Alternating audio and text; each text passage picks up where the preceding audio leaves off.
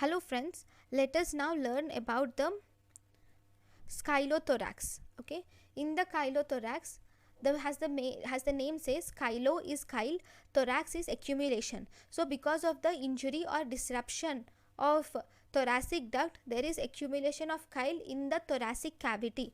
That is the meaning for chylothorax. So there is accumulation of chyle in the thoracic cavity due to injury or disruption of thoracic duct. The most common cause of injury is due to iatrogenic trauma, like thoracic surgeries can result in chylothorax. Chylothorax is most commonly seen on the right side of the lung. This will present with pleural effusion with dyspnea. So here it will present with pleural effusion with dyspnea. If we tap the fluid, we get milky white colored fluid is seen. Okay, on analysis of this fluid, the triglycerides will be more than 110 milligrams per deciliter. In this chylothorax, the triglycerides will be more than 110 milligram per deciliter. So on treatment, you can put chest tube insertion should be done with administration of octreotide and medium chain triglycerides. You can put chest tube can be inserted with administration of octreotide and medium chain triglycerides. And we have one more agent which can be used, which is epinephrine can be used. This epinephrine is an adrenergic agent which causes contraction of smooth muscle in the duct.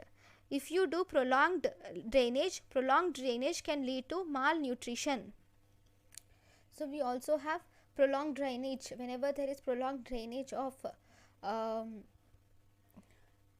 chyluria, that will lead to malnutrition. Okay, so if still even after putting the drain also, if there is no response to the therapy, then you can use pleuroperitoneal shunt can be placed if not responding to therapy. Then management of iatrogenic thoracic duct injury should also be done. So whenever what are the indications for surgery? Now we should know the indications for surgery. So what are the indications for surgery? Indications for surgery include there is no improvement after 5 days of conservative treatment, chyle loss is more than 1500 ml, or persistent leak is more than 2 weeks. If indications of surgery include if there is no improvement after 5 days of conservative treatment, if loss of chyle loss is more than 1500 ml, or if there is persistent leak for more than 2 weeks, then these are the indications for surgery. Then what are the surgical methods available? Surgical methods which are available include ligation of the duct at Poitier's triangle. We can ligate the duct at Poitier's triangle, and we can do VATS. VATS is used nowadays. Okay, so what is this Poitier's triangle? It is arch of aorta, left subclavian vein and vertebral column. I'll just show you the picture of Poitier's triangle.